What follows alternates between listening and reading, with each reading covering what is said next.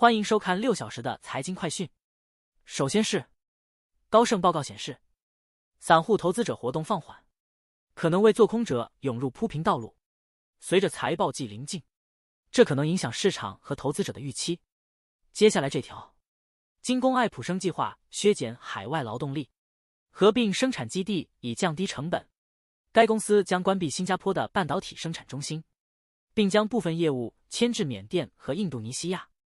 爱普生不打算在日本裁员。下一条，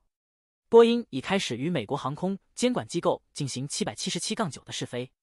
标志着认证程序取得进展。此次试飞伴随着一项关键认证里程碑，即型号检验授权，意味着飞机设计已满足政府评估，以确保其符合监管标准的要求。让我们关注，美国6月潜在通胀降至2021年以来最低水平，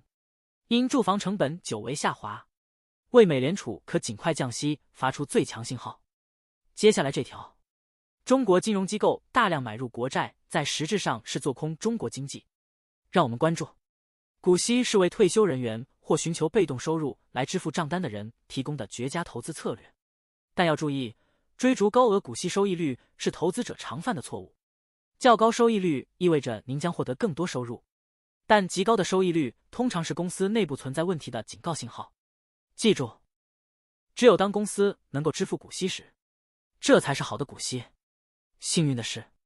一些出色的超高收益率股票打破了这一规则。这里有3个例子，收益率从6%到8%不等。更重要的是，您可以依靠股息持续增长。让我们关注，特斯拉具有高估值，其未来收益估值占比高达 91%， 反映出投资者对该公司自动驾驶技术的强劲信心。然而，投资者在进行估值时应保持谨慎，因为未来业绩可能存在不确定性。下一条，尽管最近表现不佳，辉瑞和百时美式贵宝仍值得投资。辉瑞正在改造其产品线和研发项目，并通过收购大幅提升其临床资产组合。百时美式贵宝正在与合作伙伴开发新的产品，同时准备应对专利到期对收入的影响。对寻求长期增长的投资者而言，这2只股票都是不错的选择。让我们关注，尽管人们怀念他们的第一辆车，但他们可能忽略了一个事实，这些车通常都是破车。汽车经销商对此并不介意。1976年，美国道路上的汽车平均只有 6.2 年的车龄，新车销量占汽车注册量的近 10%。 截至2019年，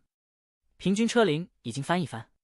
更多消费者能够长期拥有自己的汽车或选择二手车，到那时，新车销量所占注册量比例已降至 6.4%。 下面这条，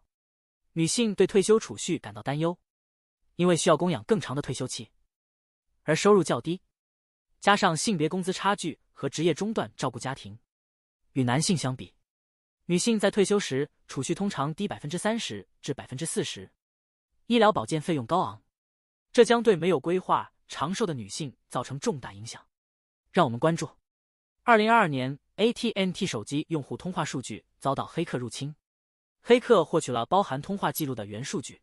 包括通话号码、联系次数和通话时长，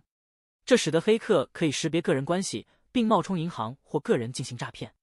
AT&T 用户应警惕诈骗尝试，尤其是个人或看似熟悉号码发来的消息。让我们关注，亚马逊在电商领域的优势让任何潜在威胁难以被重视，但像 Temu 和 Shine 这样的直接发货商的惊人增长，虽然与之相比微不足道，却引起了这家无所不卖的商店运营者的注意。亚马逊的目标是直接对抗他们，在他们获得更多吸引力之前。最后一条是，自6月27日拜登在政治上灾难性的辩论表现以来，